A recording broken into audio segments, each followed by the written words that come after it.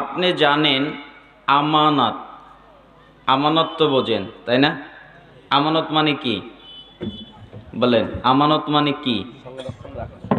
যে আমার কাছে কেউ কিছু রাখলো, এটাকে আমি সংরক্ষণ করলাম, এটা আমানত, তাই না?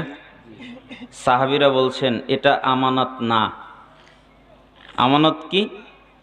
আল্লাহ তাআলা যে কিতাব নাজিল করেছেন, এই কিতাবকে সংরক্ষণ করা আমলের মাধ্যমে, এটার নাম আমানত। তো আপনার আমানত আর সাহাবীদের আমানত বোঝা তো এক হয় নাই। যেমন হাদিসের মধ্যে এসেছে ঈমান কি, তখন রাসূল সাল্লাল্লাহু আলাইহি ওয়াসাল্লাম বললেন খুলুকুন হাসান, সৎ স্বভাব। ঈমান কি? সৎ স্বভাব। আচ্ছা বলেন তো, সৎ স্বভাব মানে কি? যার চরিত্র ভালো, তাই না?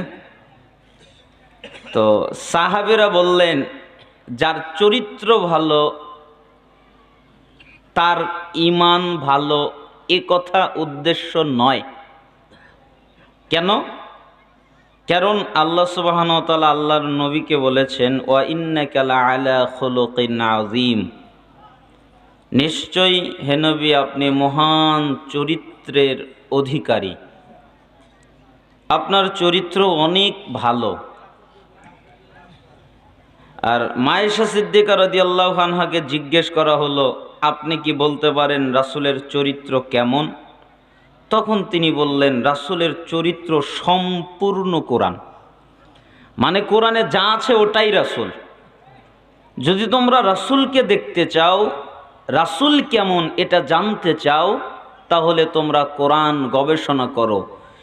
এজন্য সালাফরা বলতেন খুলুকুন হাসান এর মূল অর্থ হলো সম্পূর্ণ কোরআন মেনে নেওয়া।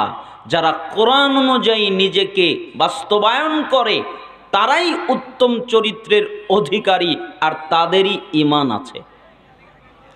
তাহলে তো মিলল না।